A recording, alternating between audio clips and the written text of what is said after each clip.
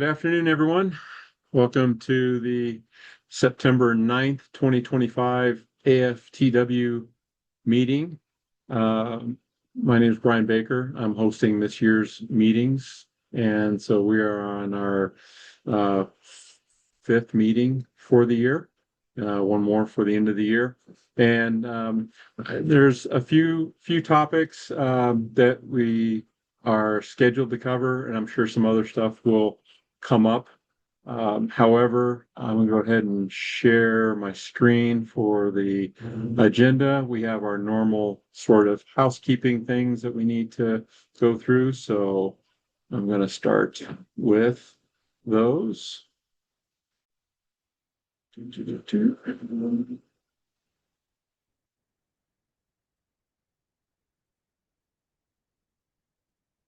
Not that one.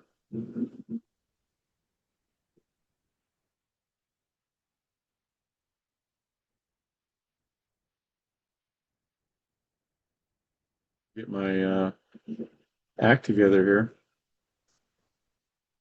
Try this. That's okay. We'll just read your Gmail while you're working on it. Well, it's from Lee, and it's going to be part of the It's all same. good. It's all good. Yeah. Okay. All right. You see the agenda? Got it. All right. Great. All right. So, as you are aware, we're recording the meeting. And the first thing that we like to do on all the new meetings or on all the meetings is welcome new attendees. So, are there any people who are first time attendees of the meeting? If so, go ahead and just unmute yourself and introduce yourself, who you are, where you're from, what you do. Hi, good afternoon, everyone. My name is Fernando Morales. I'm actually with the FAA's Runway Safety Group. I found out about this meeting from both Craig and Ernie. I attend as many functions as I possibly can. As a runway safety program manager, I am based out of Los Angeles, but I cover all of the Arizona airports, the Phoenix area, as well as Northern California and Hawaii. Oh, awesome. Well, welcome, Fernando. Thank you. Glad you're able to make it and hope you're able to continue. We runway safety and well safety in general, of course, is at the heart of our meetings, and runway safety being a part of that also. So welcome. We're glad to have you. And this is just so you know, even though we have an agenda, it's a fairly open forum. So, feel free to unmute and ask questions on anything, or we'll get to a couple of points where I'll open up in the various subject areas that we normally cover for any additional input or comments. So welcome. Appreciate Thank you. you. Thank you. Anyone else new first timer? Hey, good afternoon. My name is Rusty, and I'm a CFI out of Goodyear.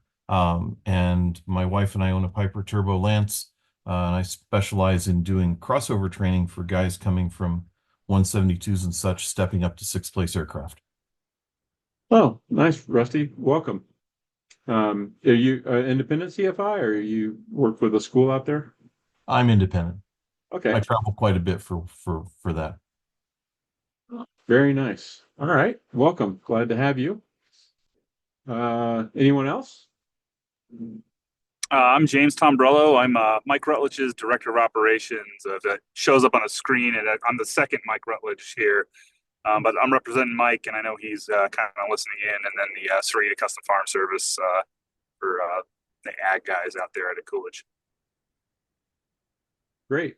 Welcome. So we got 3 new people, so that's good. Anyone else? Do I hear 4? No, the rest of us Can are you hear all... me? Yeah. Okay, my name is Jay. I'm working on my CFI certificate. I'm a ATP student flying out of Gateway Airport. Jay? Yep. Well, welcome. Nice to meet you. Glad you could join us, and good luck on your CFI initial. That's a big milestone when you get that. So I think that you'll get a lot of good information from this group, because most of the, well, I wouldn't say most, but a large percentage of the people on this group are CFIs, and we discuss training issues, safety issues related to training, that sort of thing. So, good. Glad you were able to hear about it, and glad you're able to join us, and hope you continue to join us. So, welcome. Cool. That's 4. Any more? Or even if you've been here before but haven't introduced yourself. Yeah, sorry. Brent Crow, Global Head of Safety, Fast Team Safety Manager or Fast Team member. Work at CAE at a Falcon Field. Okay, Brent. Nice to see you again. All right. So, last call for any new attendees. All right. Additional housekeeping items is that please don't have side conversations in the chat. If you need to talk with somebody on this group about something else, do it offline. This recording will be uploaded to the AFTW YouTube channel and webpage within the next 24 hours or so. So if you have to leave early or you have a colleague that missed the meeting, please feel free to point them to that once it's posted. And also feel free to get the word out about this meeting. We see that we got a few new people attending, so that's great. We need to get the word continue. It's just an ongoing task to get the word out to CFIs and flight schools in the area to participate and join in on these meetings. So if you registered for this meeting and you did not use your FAA or your FAA safety team email address and you want credit for this meeting, please put in your FAA safety team email address into the chat. Some people use different email addresses. There is wings credit for attending this meeting, but we can only give you credit if we can credit the correct email address. If you registered for this meeting with one email address, but your FAST team wings credits are under a different email address, please put that in the chat so I can get that to Craig, program manager, so that you can get the appropriate wings credit for it. People that registered for this class using their normal wings email address will automatically get credit for it.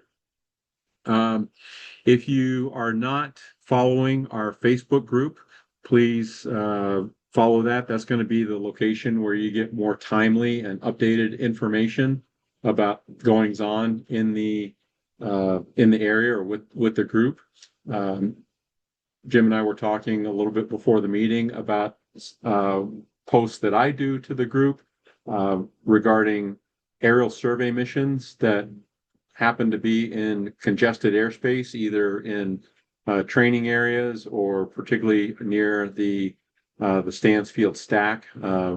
We've got a survey mission there tomorrow. We'll be broadcasting positional updates to the Casa Grande stack frequency and stay out of the way of the stack, but just to let you guys know that we'll be there. But that's just one example. There's a lot of other information that gets posted on there, things about related to airspace in the area, airports that runways get shut down and things like this. So more timely information is posted on that Facebook group. If you're not following it, please follow it. We've got between 400 and 500 followers right now. For a bunch of good reference information about flight training in the Phoenix area, visit our website at aftw.org. And that is this page right here. So this has a lot of great information about practice areas, the electronic flight book overlays that we have, the FAA from the flight deck videos that talk about the various airports in the Arizona area that they've developed videos for. the Stansfield stack procedures, Coolidge procedures, Marana airport operations, and Ryan airport operations. So airport specific operations regarding flight training can be found there. So a lot of great information that's here on this website. Of course, you can register for the meetings here and get access to a lot of videos that are on here as well. The stack procedures that I mentioned, the Coolidge procedures, these areas where we have high concentration of flight training, and we need to make sure that everyone is following the same set of best practices and keeping everyone safe. Okay, so moving on to our first section of the meeting is our upcoming local events. So the Aviation CFI Safety Day that was originally scheduled for September 19th has been postponed due to some scheduling conflicts. Possible October date. This is to be announced. Brent, you have anything that you would like to add to this information? Yeah, and I see Stacy's on the call, so I was tentatively looking at October 22nd or October 23rd, November 5th, or December 4th or 5th. So I don't know if either any of those dates work for you. I can throw them in the chat, but if anybody has a suggestion, I did put out a survey on it, and it seemed like most people were interested in like October, November. So would probably shoot for that, but I'm happy to postpone if that's a busy season for everybody. But I'd like to get this done sooner rather than later. So It'd have to be November for me. Okay, so like Miss the Stacy. Yeah. November 5th date would work for you? Yeah. Okay, might gun for that then. The benefit that I see about being November is that it will be right after our next AFTW meeting. And so it'll be fresh to get the word out at that point. Yeah. If we do it in October, there's going to be it's going to be more difficult to get the word out to people on this group since we won't have had a meeting. I mean, we'll do it on the Facebook page and the website, of course, but I think being in October, it'd just be a little bit more timely as far as marketing the meeting goes. Sounds good to me. I will aim for that. That's it for that topic, I believe. Okay. When you get a date tentative, let myself or Jim know. I'll be putting probably a spans notice out for it. It'll be probably by invitation only, but right now it'll probably be shooting for November 5th. November 5th. Okay, that would be the week before our AFTW meeting. Our AFTW meeting is going to be on the 11th. So yeah, and I can't do any later because I'm traveling half of November. Okay, that's fine. That's fine. We will make it work, and we will get the word out. Cool. Thank you very much, Brent, for continuing to put that together. I can say I'm not disappointed that it's getting changed because I have travel plans that came up for the 19th, so I wouldn't be able to make it. I was all resigned to not being able to go, and now I'm all excited again. So so now I can possibly attend. Yeah, I guess the basis for the meeting, for those who don't know what we're talking about, we wanted to host a meeting for all like safety officers and chief instructors to just get together, share some best practices, talk about current events, issues that we're experiencing as a group. For us that are kind of large volume traffic players out here in the Phoenix metro area or other places in Arizona. But that's the purpose of the meeting. And I'm happy to host it here at CA. I know that's kind of a far drive for some folks on the west side of the valley, but if we have a venue maybe that's available for dirt cheap somewhere else, I'm happy to put it at a more central location. So if anybody on the call is able to provide venue space, please email me. It's brent.crow@ca.com. Great. And Thanks, Brent. will it be virtual? Will it be hybrid? Most likely we'll try and do a hybrid thing so people that are far away can also participate. Yeah. Thank you. Great. Okay. Um, Thanks, Brent, for continuing to work on that. Yep. Looking forward to it. There should be a lot of great information and hopefully a lot of people can attend either in person or virtually. Okay. Carrie was telling me about a jump seminar hosted by CAU this fall, date to be announced. Brent, or Stacy, are you familiar with that? I am not. Yeah, So, I'm not familiar either. Brian, Okay. this is Tom Cowan. Justin Hodge and I are colleagues in this in the jump area. Um, Brent, uh, Justin told me this morning he thinks he talked to you about this. Do you recall at all that the RAF, this is the RAF who frequently comes into the US to to go to a flight school and to have us do the briefing Yeah. on jump ops. Remember all this stuff? We've done it Yeah, before. we did. You I think guys you have guys have been done it before very here at our kind. site like a year ago or 8 Yeah, months ago. exactly. You all were very kind to do that a year ago. Justin seems to think he might have mentioned this to you recently, but maybe not. The the date that they're requesting is November 7, which is a Friday. And they're coming in from the UK, I believe, that morning, and they'd like to host that, have that seminar about 1300 that day, if possible. So if that's something that you're interested in doing or you can help us with the venue. I know Eric Farmer's helped us with that in the past also with Yeah. your help. So would you like me to just get hold of Eric and then work that through him, or you want me to just call you? Probably better to work it through me. I'm happy. I mean, Eric can Great. help as well, either of us, or even better, just the email Mesa Flight Safety at CAE.com. It'll go to both of us. Mesa Flight Safety? Yes. Perfect. At CAE Charlie Alpha Echo .com. Got it. I will do that. Brent, thank you very much. We really appreciate this. For everybody else, this is the RAF. We do a lot of the Spec Ops parachute training for our allies here in the Valley. Many of you know that. They send a delegation, the RAF does, representing all the UK Spec Ops teams.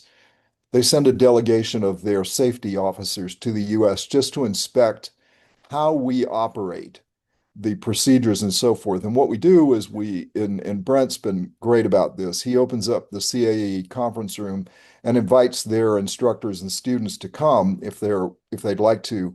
Carrie and the team makes it available on for credit for everyone and for safety credit. And then we do the seminar. And so they like to see that what our current procedures are and so forth. So for those of you that haven't seen it before, it's not just, but it's a seminar that takes you from beginning to end about how are these operations run in the training side, not the commercial jump ops, but in the military training stuff, then the government training things we do around the valley and so that's what this is about. We do it about once a year for the RAF. Great. Thanks. And Brian, do you want me just to quickly cover the rest of what's going on in that space, or do you want to do that later on in the meeting? Just let me know. Uh, let's push it towards the end of the meeting. No worries. Make sure okay. Appreciate it. Thanks, Tom. Sure. Okay. We've got nominations for the FAA awards are now open. We're looking for nominees for CFI, A&P, and Fast Team Rep of the Year awards.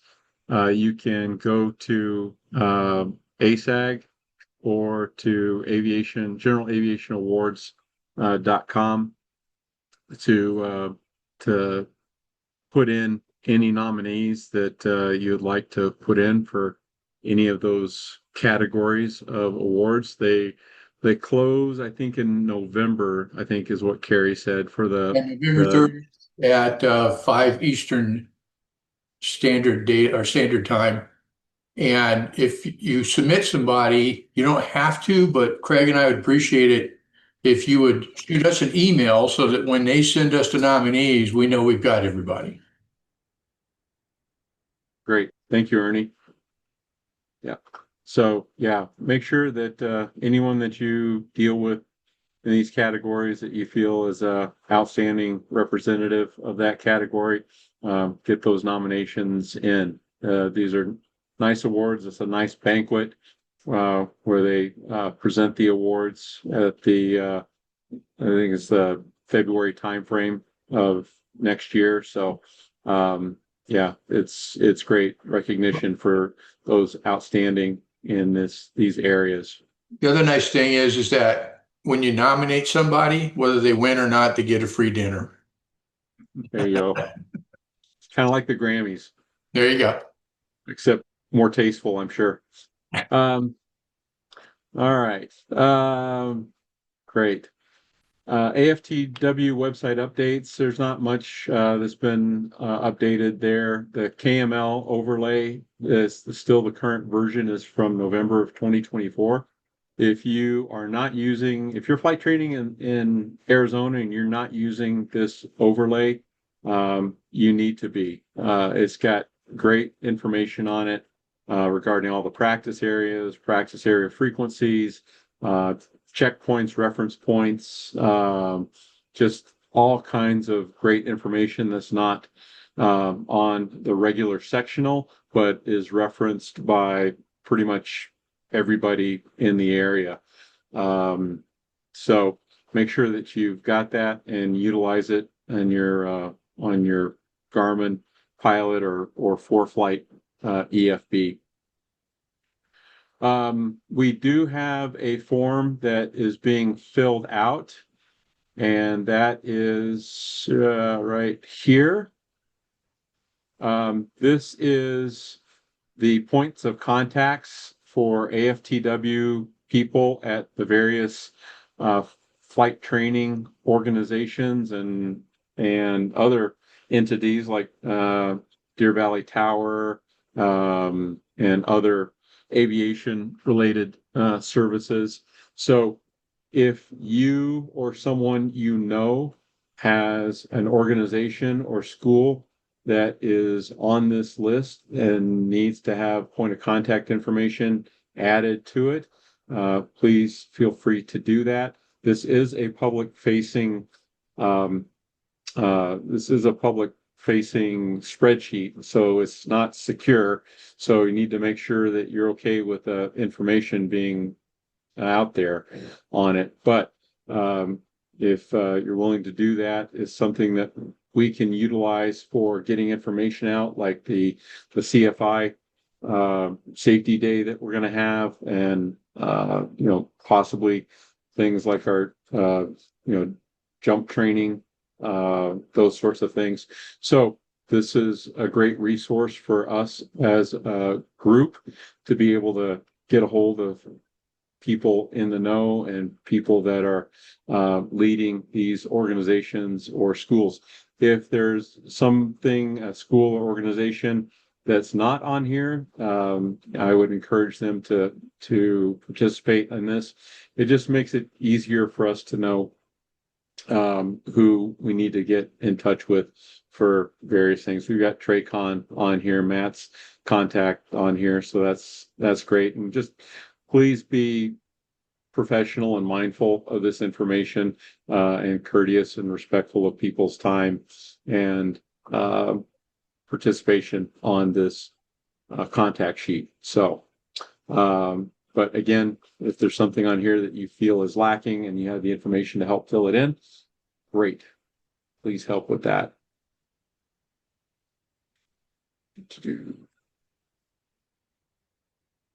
Okay. We also have, as part of marketing the AFTW group, we have a flyer that you can get to on the AFTW website. And if you know somebody who is interested in participating or interested in joining this group, please, you can share this flyer with him. You can take this flyer to a flight school, hang it up there. It's not just for CFIs. We welcome anybody that's interested in aviation safety, whether you're a student pilot, whether you're a private pilot, commercial pilot, flight instructor, DPE, ATC, A&P, doesn't matter. We're open to all those interested in aviation safety in Arizona. We even get some people from some other states joining into our meetings because it's a fairly unique group that we have here in Arizona that's not duplicated in most other states. Okay.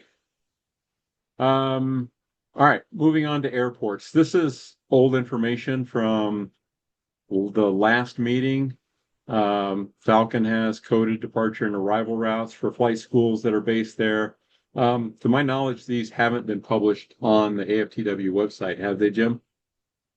They have not. Was I supposed to follow up on that? No, Who's the I think point of contact for that? that'd be me. I can send you the final draft of those procedures. We're kind of waiting for the dust to settle because of the changes. We knew there was probably gonna be some last minute like changes to the procedure as it went final. So Cool. um, Yeah, just I'll email get them to that my to you. Gmail. I'll get them up. Yeah, I'll get them to you and then you can post them. Thanks. Okay, great. Thanks, guys. This is also carryover from the last meeting. Coolidge Airport procedures, mitigations. Stacy was talking about personal minimum for number of aircraft in the traffic pattern for student pilots. Still had some opposite direction approaches from a couple of schools that were being contacted. Stacy, any update on that? Has that gotten any better? Have you been able to reach out to some of the participants there regarding this? Yeah, so that'll be one of the topics that I've asked to present at the summit that we do in November. But I was just going to present what we're doing as a school. So to give you guys some ideas, maybe some food for thought. It's not like anybody can control anybody there, but just kind of give you an idea of what we're doing to mitigate some of the operations. So bottom line is, I think all of us kind of agree that Coolidge is saturated, and that's why we want to try to minimize as much operations as we can. Now, yeah, that puts it over at other places, but I think we've overutilized it in the past because a lot of us went away from Casa Grande except for instrument approaches, which meant all of that student traffic went to Coolidge. So now we're pushing out to Eloy, Auction, and we created a bunch of other airports that we go to as a school. But, yep. Okay. Thank you. Also carry over, Prescott had procedures for their practice areas around the airport. And we had someone had a brochure that, again, we're going to put on the website. Were you working on that, or did you have any involvement in that, Jim? Not that I remember. So we did do something about Prescott, didn't we? Let me pull up the AFTW website real quick. This is going back a few months. Sorry, I don't remember exactly. I think the Prescott practice area map is up there. So if you go to aftw.org, go to practice areas. We've got. Yeah, they're included on the overlay. Yeah. Yeah, if you don't mind doing it there. It's the main practice area page that you're on here. Scroll down about halfway and there's a Northern Arizona section. The page you're already on. Don't need the menu. Scroll down, keep going. Right there, Northern Arizona. I think this is what you're talking about, that practice, that brochure. So maybe it was on the AFTW agenda just to get the word out about it. So there you go. Okay. All right. Excellent. And I will go in here and put that as done. And let's see. I'll just take this and paste it in here.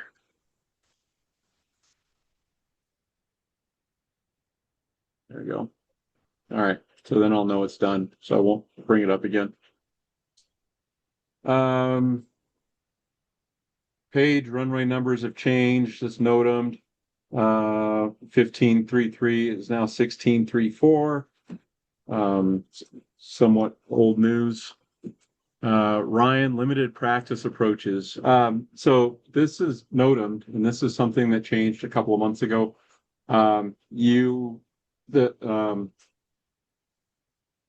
Tucson Approach and Ryan Airport are not allowing ILS 6 right approaches when runway 24 is in use. And it's not a case where you can just go all the way to minimums and then go missed.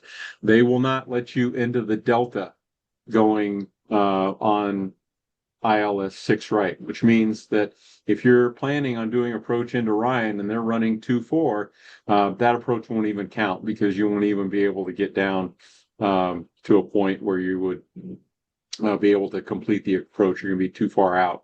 So I've heard people coming in and getting rejected on this. I'm here at Ryan.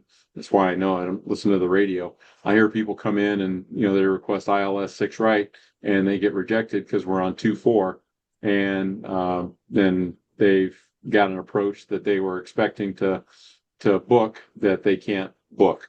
So just so you're aware of that, this happened a couple of months ago, and it was before the last meeting, actually.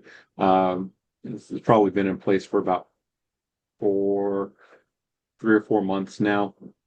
So if you're out doing bouncing airport to airport doing practice approaches, just know in advance if they're running 6 right, if they're running runway 6 or runway 24 here at Ryan. I mean, you can fly the approach in if you're on an IFR flight plan. You're going to do a circle to land.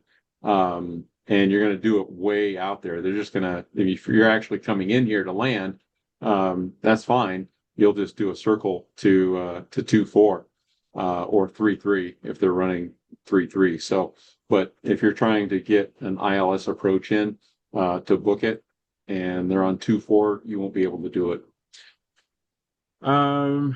Okay. Next, we got a lot of stuff on airspace. The Stanfield stack is always on the agenda, and we've talked about that. I'm sorry, can we go back one?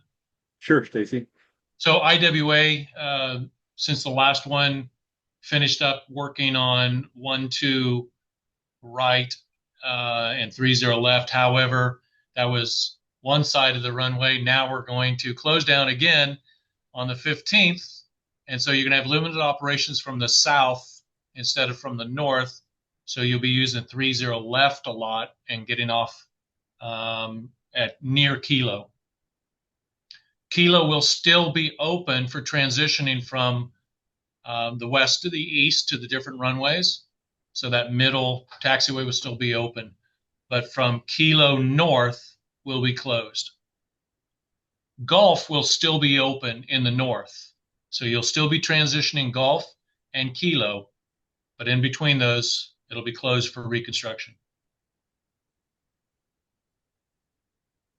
And that's for the foreseeable future. Now, if it starts on the 15th, I don't know, but that's what it was scheduled for last I heard. Brent, had you heard anything else? I've not heard anything else. All right. September That's 15th? as much as I've been told. September 15th? Sir, yes, sir, September 15th. Okay. But with the government, it could slip a day or weeks. But right now, that's what I know. That's what we're prepared to do too. Okay. Thanks. I forgot to open it up to other airports. I'm sorry about that, guys. Okay. Any other airports where we got construction or closures in the valley or anywhere else around that's possibly affecting flight training operations?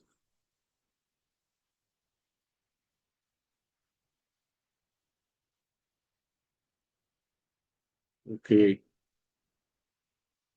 Then I will then move on to airspace.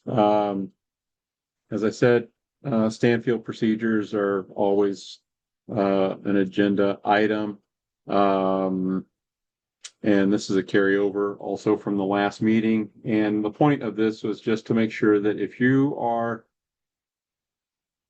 using Stansfield VOR stack into Casa Grande for instrument approaches, and you are a newly trained CFI or a CFI that's new to the area, make sure that you reference the original source document for your procedures and best practices when using the Stanfield stack. Don't go by someone who trained somebody who trained somebody who trained somebody, because that information, like telephone, may be incomplete, it may be outdated, and we want everybody using the current information and best practices when operating in the stack there at Casa Grande.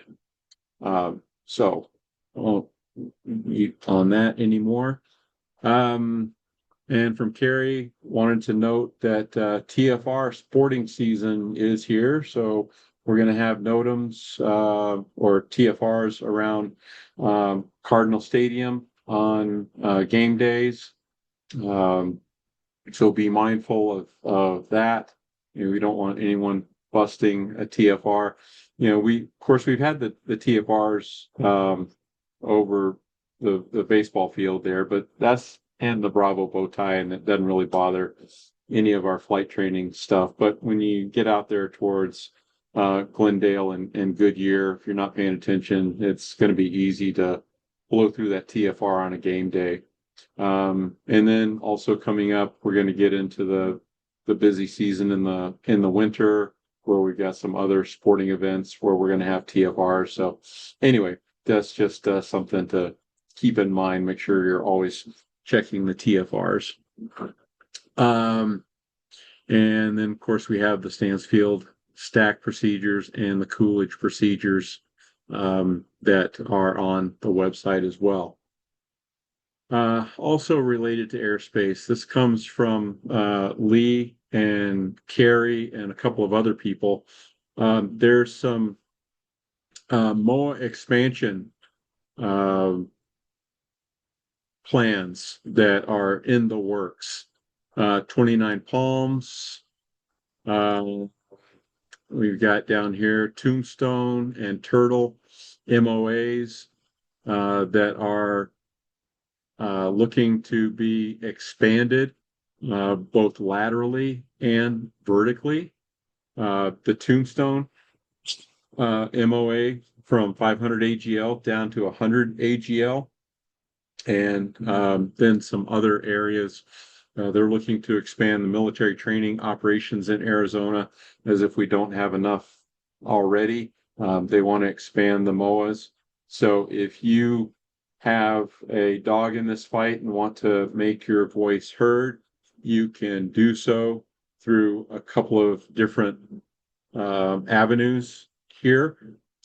29 Palms has a website here that shows what that expanded area is going to be. It's going to, I guess, include Lake Havasu. I haven't looked at these personally. Lee, would you care to comment on those, since you sent a number of them? You and Carrie sent a number of them to me.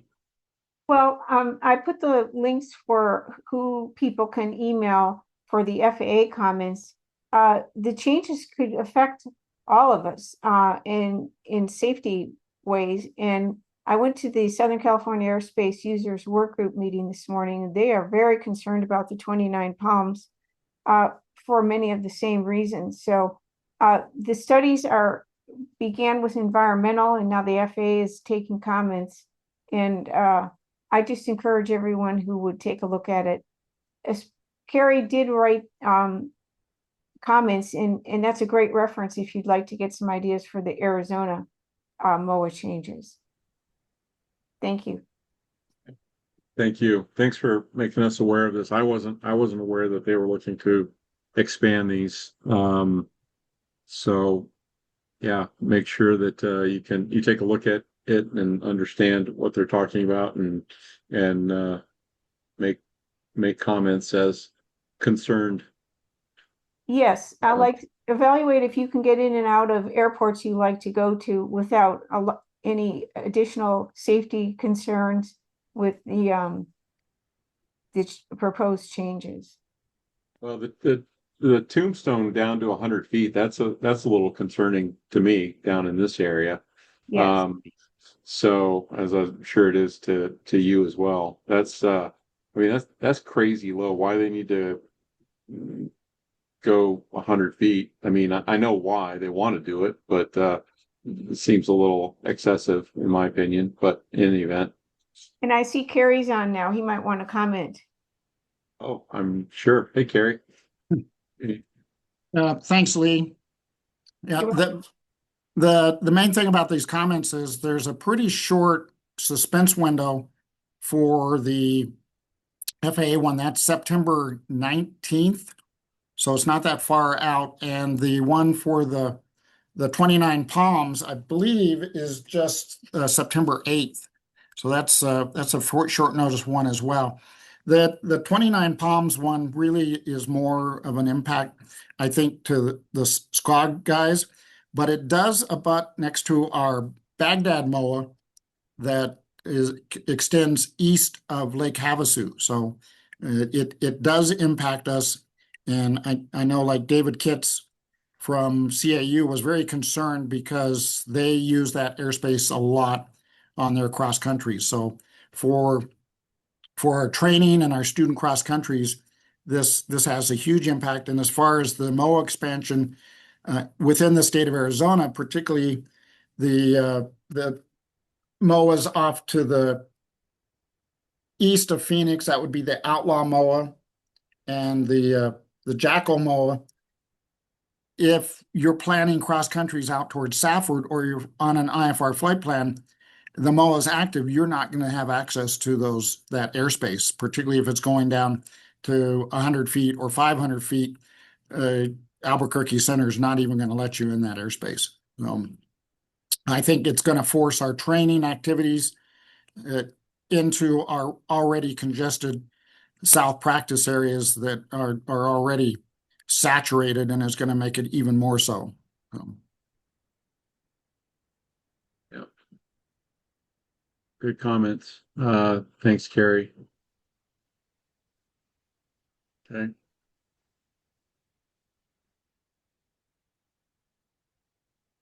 All right. Anything else regarding the MOAs or airspace in the area that anyone would like to bring up?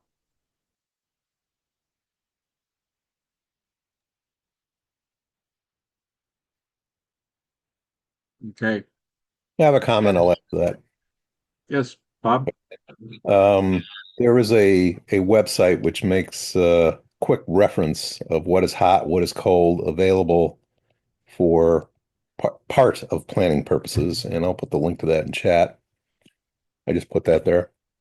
Special use airspace, and what's nice about this, and it's not widely known, is that the graphic will change as you zoom in to superimpose on top of a sectional.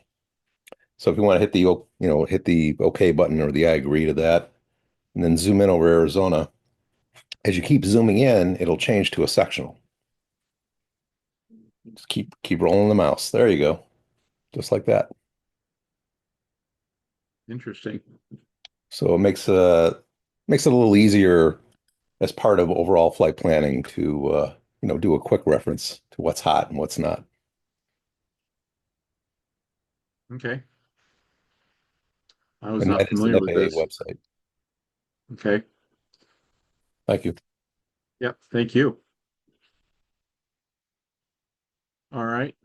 One thing that I wanted to mention on airspace, I didn't get it on the agenda yet, is that the FAA has issued the notice of proposed rulemaking for unmanned aircraft systems part 108, which is beyond visual line of sight. So I've had a look at it. It's pretty interesting, and it differs from part 107 greatly. Currently, there have been beyond visual line of sight operations that have been granted by waivers, and these waivers have been used to evaluate and critique beyond visual line of sight operations for various types of applications. Probably the biggest one that you can think of is deliveries like Amazon, Walmart, that sort of thing. But there are also special considerations for public safety, for aerial survey, the business that I'm in, and let's see, what was the other? Oh, agricultural applications. And what's interesting about Part 108 is that for beyond visual line of sight operations, there is not a pilot certification like there is for drone operations under Part 107. It is a organizational certification and an aircraft certification. So you have to submit some various documents to the FAA to get certified as an organization. So, for example, if I wanted to operate a aerial survey aircraft and I wanted to fly it over Tucson down here to do aerial survey operations, I would have to get certified as an organization. And as an organization, I have to have an organizational manager, I have to have a flight manager, and you also have to have certified aircraft for that operation that have to have certain criteria for redundancy, control links, redundancy on power, and things like this. And then you also have to have an area that you're going to be operating in as prescribed. So there's several layers that are associated with becoming a Part 108 unmanned aircraft system operation. So the notice of proposed rulemaking is out for that. And if you're interested in it, you can actually go to the FAA's website, and here's a beyond visual line of sight fact sheet, about 4 pages, and talks about what BVLS is and how it's going to be used. And this can be aircraft up to 1,300 and something pounds. So it can actually be a large aircraft, 1,320 pounds, including everything that they're carrying. So we're not talking necessarily about, our small DJI aircraft, the Mavics and the Matrices anymore. We're talking about aircraft that can have large payloads, that can go really long distances. As an example here, we've got a pipeline patrol type of operation, or we can have aerial agriculture, ag spraying, crop spraying, things like that, types of operations. So, as again, the notice of proposed rulemaking is out, and there are several summaries available. The NPRM is about 650, 670 pages long, so it's pretty extensive, and I'm sure they'll be getting tens, if not hundreds of thousands of comments on this NPRM before it actually goes into effect, and we probably won't see it go into effect until sometime first half of 2026, maybe second half of 2026.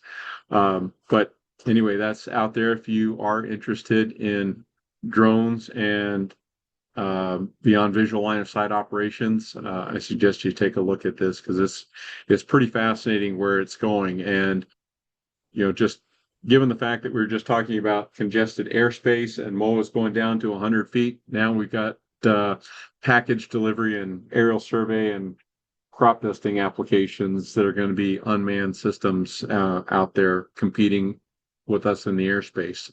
So, this is something that, we may need to make sure that some of these operations are not certified in training areas that we are operating in for some of these things, some of these types of operations. Teresa, I see you have your hand up. Yeah, I would just add to that, anybody who's interested in that, I just wanted to add that they're closing the comments the beginning of October. Can't remember if it's like the 5th or the 6th or something like that. But they're communicating that they're not going to extend that. So if you have something, read through it, please get your comments in. Yeah, the comments on it, it's only been out for a couple 3 weeks now, so I think it's only about a 2-month comment period that they've got it open for, so it's not very long. But they did the same thing with Part 107 also, and I think for Part 107 there are like 130,000 comments related to Part 107, so I'm sure Part 108 will be comparable to that. But yeah, we may need to really consider some of the areas that we do training in and having some of these operations not be certified in some of our training areas. Carrie? Brian, from the 108 proposal you read, what type of accommodations are in there for parachute jump out areas, balloon operations, anything that's not flying with an ADS-B transponder? Yeah, so I haven't seen anything associated with non-ADS-B participants, because basically they are looking at the unmanned aircraft system have to have number one, they have to be able to broadcast remote ID, which Part 107 drones have to be able to do. And number two, they have to have ADS-B sensors in it so that they can detect conflicting traffic. But I haven't seen anything yet, as maybe buried in the 600 something pages, about what they're going to do for non-ADS-B participating aircraft. I haven't seen anything on that. Well, this summer I had the opportunity through the General Aviation Awards Committee to be at Oshkosh when we presented the awards, and the new administrator actually handed them out to the Theater in the Woods. And one of the things that he said that a lot of people didn't catch is that eventually everything that flies in the NAS is going to have an ADS-B transponder. That's how they're going to solve this. Okay. Yep. Well, there you have it. I think that at least myself, and I'm sure a lot of us did, think that once ADS-B was out of the barn, that we kind of envisioned that everyone was going to have it at some point. At least I did. I mean, they kind of sugarcoated it and said, well, if you're not doing this and you're not doing that, you really don't need it. But I think we all kind of saw the writing on the wall that if you're going to be flying at some point in the future, ADS-B is going to be required on whatever you're flying. Doesn't matter where you're going to be. Okay. So just wanted to make you guys aware of Part 108 and that's coming. And thanks, Teresa, for reminding me about the short comment period on that. Anything else regarding airspace? All right. Then on current projects, Brent's working on the Flight School Safety Summit. If he needs any help with anything, he knows how to reach out to us. And he already asked if somebody has a better venue that maybe has more capacity and is cheap to let him know. We don't necessarily have to have it at an airport. It doesn't have to be a flying event or anything like that. We can have it at someplace more central in Phoenix that's bigger and can hold more people. If you've got any ideas, let Brent know. We're still looking for people to help with work on the practice approaches and that project. So if you're interested in helping with maintaining and updating our instrument approach procedures for the airports in the area, let Jim know, and we appreciate some help with that. This is just it's one of these ongoing projects. If you don't continually work on it, it has a shelf life and it dies, and then it's not useful to anybody. So this is just something that needs to be continuously updated and maintained.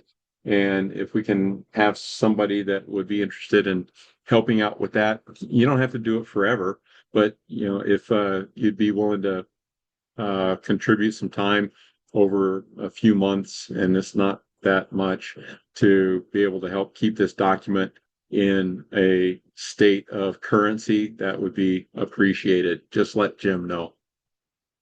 And again, get the points, get the word out about this meeting, about the group. And if you've got any points of contact for the flight training organization or other flight organizations in the Arizona area that would be represented on this page, to get that filled out. Okay.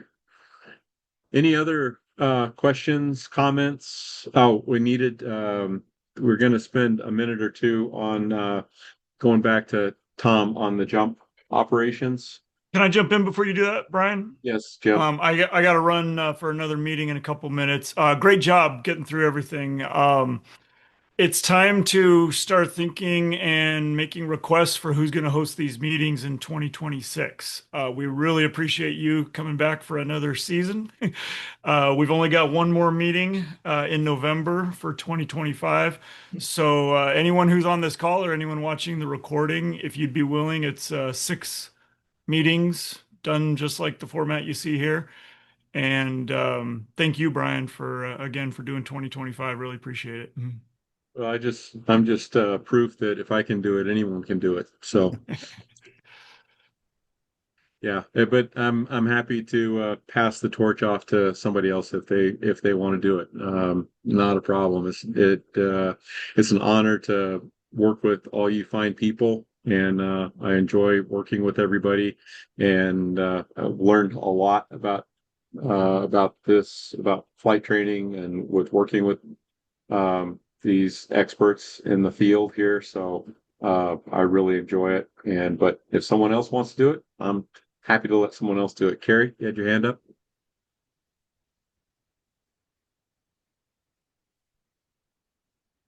You're muted. Spacebar. Before I sign off, did you get an opportunity to talk about the General Aviation Awards? Yes. Okay, excellent. I did. Thank you. Yep. That was numero uno or dos on the agenda. Yep. Thank you very much. Yep. Sure. Hey, Brent put in the notes that he's willing to do 2026 as long as he has a backup. Brent, I'll be your backup like we've done in the past. Okay, sweet. Nice. Thank you both. Yeah. Put Brent back in the saddle, on the hot seat, as it were. All right. I gotta get my chaps on and my spurs. All right. Next meeting, last meeting of the year is November 11th. Second Tuesday of November, 4 p.m. Mountain Standard Time as usual. And again, this meeting will be recorded and up on the AFTW website and YouTube channel probably in the next 24 hours or so. So thank you all for participating and for joining us in today's meeting. So glad to have you. Welcome to the new people, 4 new people that were here again, and get the word out. And let's see some more new faces at the next meeting and all of our old faces. So thank you guys. Brian. Fly safe and Brian. have a good week. Brian, I've got something too. Oh, yes. Before we stop, we're going to give Tom a couple minutes to cover a few items. You're right. I'm sorry. Thank you, Tom. It's okay. I'll be fast. So there was not a lot of jump activity over the summer for training. It was mostly due to the weather. But September, it's going to be weekends only. I mean, excuse me, weekdays only early on, and then weekends for weather dependency. And then when you get into November and December, it's going to be pretty much 7 days a week throughout day and night. Across the airports, especially Coolidge and Bishop, um, Justin and I are going to take a trip down to see Pat in Marana soon and understand better what's on track for those guys. So we'll keep you posted. That's what I have, Brian. Thank you for letting me spend a second on it. Yeah, no problem, Tom. Well, yeah, being the next door neighbor to Marana, we're always on the lookout for parachute activity in this area here. We're dodging parachutes on a daily basis. So I know you are out there. yeah, I so realize that. appreciate it. All right, was there anything else? Yeah, there was one last, and I'm sorry I didn't jump in this one. Coolidge was the talk of the town. Mike wanted me to let you guys know that the tankers are still out of state until at least October 1st, give or take. Also, the guy blasting through the Coolidge pattern is apparently a guy that's from Crop First Aviation out of Stanfield. On our side, all of our guys have ADSB in our spray planes, so and we're monitoring the frequency. So that's on this guy. The last thing is that as cotton starts to develop here, defoliation is coming at the end of the month, and there's going to be a lot of flying on the ag side and around the Coolidge area. So just be aware of that. But that's all Mike wanted me to throw out there. Great. Thank you very much. Yeah, no worries. Anything else?